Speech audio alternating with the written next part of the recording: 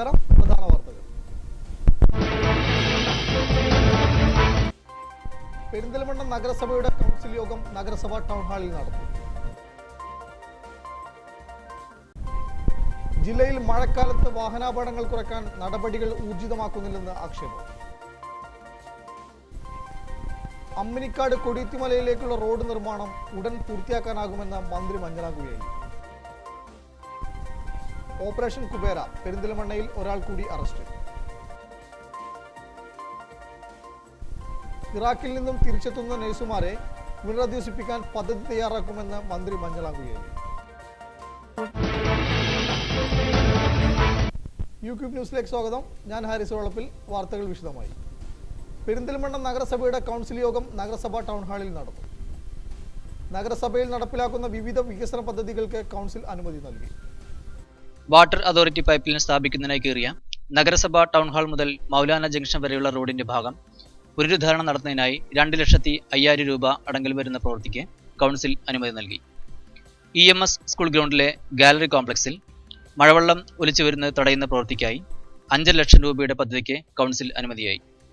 നഗരസഭ പുതുതായി നിർമ്മിക്കുന്ന പുതിയ ബസ് സ്റ്റാൻഡിലേക്ക് അനുബന്ധ റോഡുകൾ നിർമ്മിക്കുന്നതിനായി മത്സ്യ മാർക്കറ്റിന് മുൻവശത്തുകൂടി 42,75,000 രൂപയും ആയിഷ കോംപ്ലക്സിന് മുൻവശത്തുകൂടി 69,30,000 രൂപയും NGO ഹാൾ റോഡ് വഴി 52,20,000 രൂപയും പദ്ധതി അടങ്കൽ തുക വരുന്ന എസ്റ്റിമേറ്റ് നഗരസഭാ കൗൺസിൽ ചർച്ച ചെയ്തു.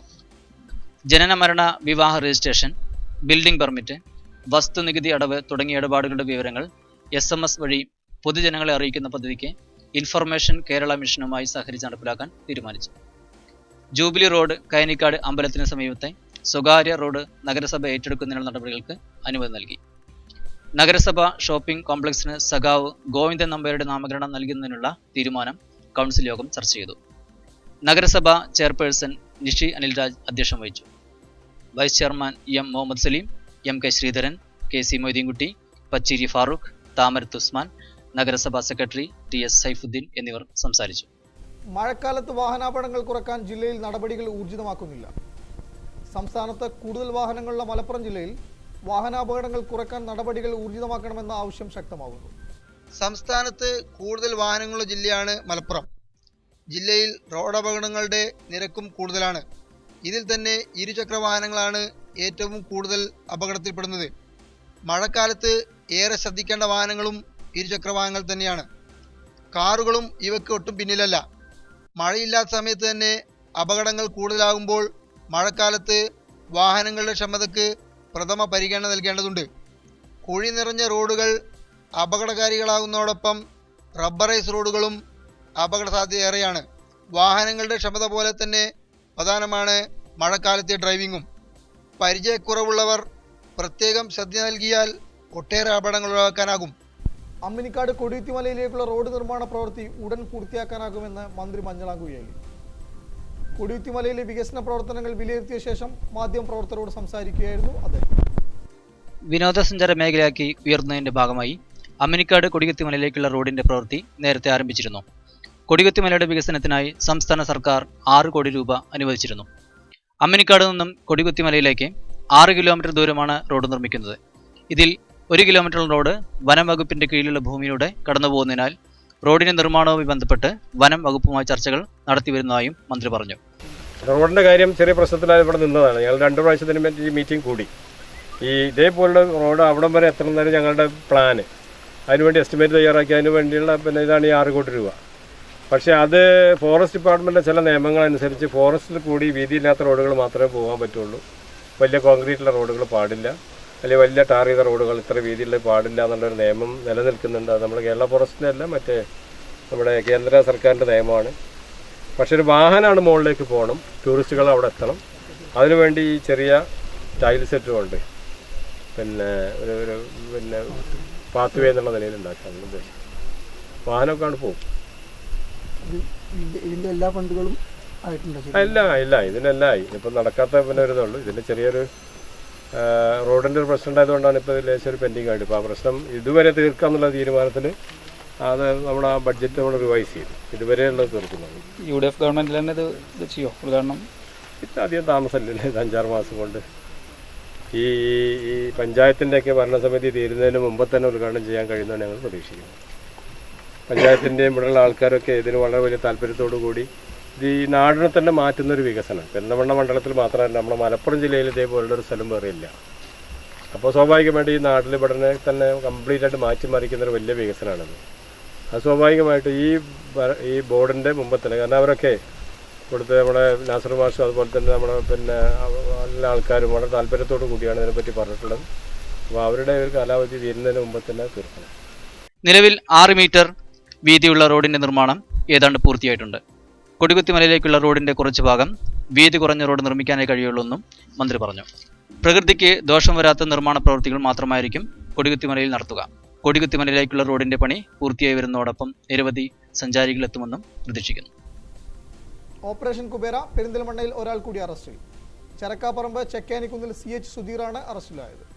ബ്ലേഡ് മാഫിയക്കെതിരെ പോലീസ് നടത്തുന്ന ഓപ്പറേഷൻ കുബേരയുടെ ഭാഗമായി പെരിന്തൽമണ്ണയിൽ ഒരാൾ കൂടി പിടിയിലായി. ചെരക്കാപ്പറമ്പ് ചക്യാനിക്കുന്നിൽ CH സുധീർ 40 അറസ്റ്റിലായത്. മറ്റൊരാൾക്കെതിരെ കേസെടുത്തു. പുത്തനങ്ങാടിക്കടുത്ത് ഇയാളുടെ വാടക വീട്ടിൽ നിന്നും 2 ബ്ലാങ്ക് ചെക്കുകൾ പോലീസ് കണ്ടെടുത്തു. SI I ഗിരീഷ് കുമാറാണ് പ്രതിയെ അറസ്റ്റ് ചെയ്തത്. ഓപ്പറേഷൻ കുബേരയുടെ ഭാഗമായി പെരിന്തൽമണ്ണ സ്വദേശി നിസാറിനെതിരെ മറ്റൊരു കേസും എടുത്തിട്ടുണ്ട്. ഗ്രേഡ് SI മുരളീധരൻ, CPOമാരായ അരവിന്ദാക്ഷൻ, ഗിരീഷ്, ഷമീർ, വനിതാ CPO രമണി തുടങ്ങിയവരാണ് സംഘത്തിലുണ്ടായിരുന്നത്. ഇറാഖിൽ നിന്നും തിരിച്ചുവരുന്ന നഴ്സുമാരെ പുനരധിവസിപ്പിക്കാൻ പദ്ധതി തയ്യാറാക്കുമെന്ന് മന്ത്രി മഞ്ഞളാംകുഴലി പറഞ്ഞു.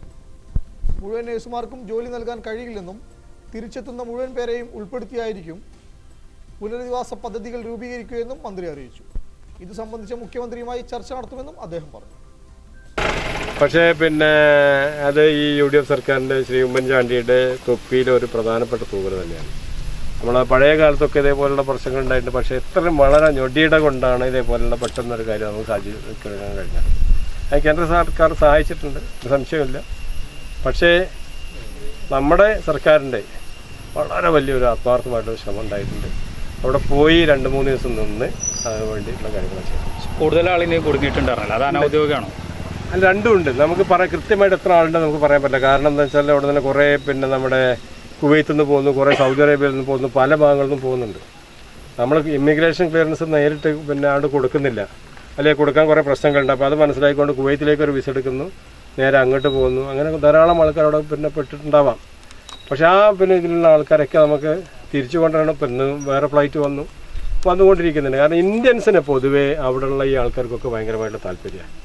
ഇന്ത്യൻസിനോട് ആർക്കും വെറുപ്പില്ല.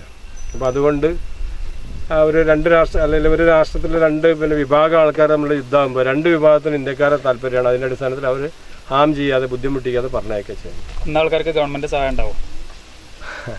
വന്ന് ധാരാളം ആൾക്കാരുണ്ട്. ധാരാളം ആൾക്കാർ വരുമ്പോൾ എല്ലാവരെയും കൂടി പുനരധിവസിപ്പിക്കുക എന്നുള്ള കാര്യമൊന്നും നടക്കില്ല. കാരണം ഇവിടെയും പാവപ്പെട്ട ധാരാളം ആൾക്കാരുണ്ട്. അപ്പോൾ നമുക്ക് എല്ലാവരുടെയും എല്ലാ ഇതും നോക്കണം. അവരൊക്കെ ഒരു ജോലി ശരിയാക്കി അങ്ങോട്ട് തന്നെ വീണ്ടും ഇറാഖിലേക്കല്ല വേറെയുള്ള രാജ്യങ്ങളിലേക്ക് അയക്കാൻ വേണ്ടി ഒരു ശ്രമം നടത്താം. അതിന് അവിടെ ധാരാളം ആൾക്കാർ മുന്നോട്ട് വന്നിട്ടുണ്ട്. ഇനി സ്പോർട്സ് ഡെസ്കിൽ നിന്നും ഉത്തമം സാമ്പയുമായി സീമ രവീന്ദ്രൻ ചേരുന്നു.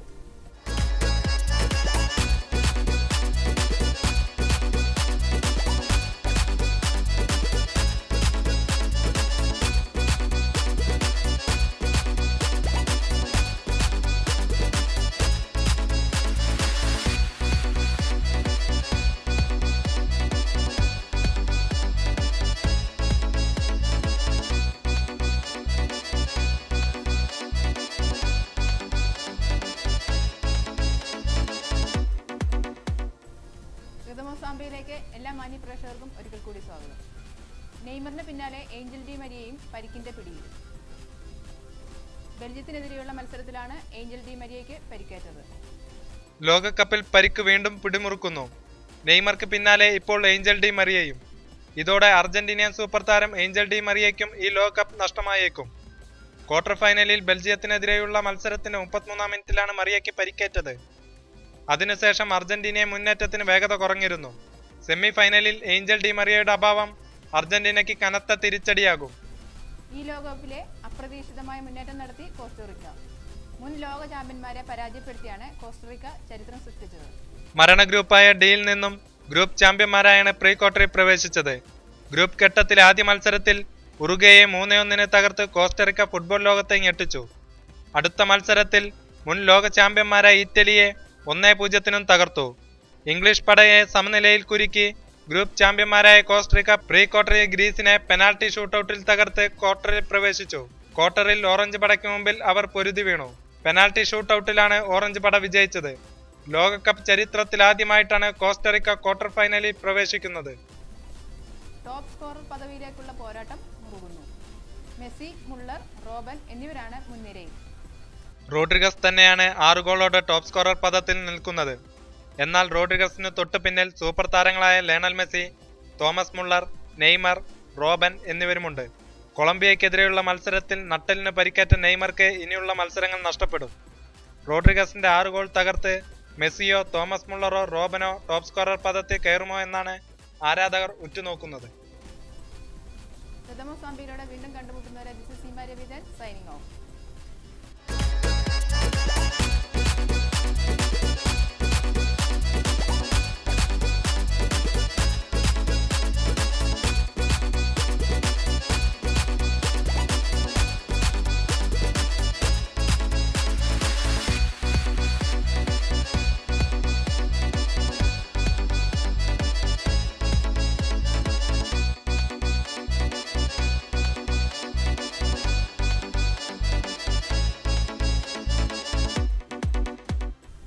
പ്രധാന വാർത്തകൾ ഒരിക്കൽ കൂടി.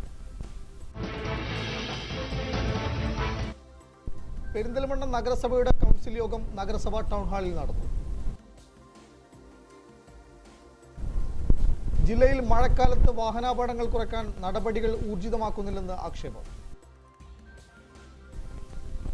അമ്മിനിക്കാട് കൊടിയത്തിമലയിലേക്കുള്ള റോഡ് നിർമ്മാണം ഉടൻ പൂർത്തിയാക്കാനാകുമെന്ന് മന്ത്രി മഞ്ഞളാം കുഴിയേലി. ഓപ്പറേഷൻ കുബേര, പെരിന്തൽമണ്ണയിൽ ഒരാൾ കൂടി അറസ്റ്റ്. ഇറാഖിൽ നിന്നും തിരിച്ചെത്തുന്ന നഴ്സുമാരെ പുനരധിവസിപ്പിക്കാൻ പദ്ധതി തയ്യാറാക്കുമെന്ന് മന്ത്രി മഞ്ഞളാം കുഴിയേലി. ഈ വാർത്താ ബുള്ളറ്റിൻ ഇവിടെ അവസാനിക്കുന്നു. നന്ദി, നമസ്കാരം.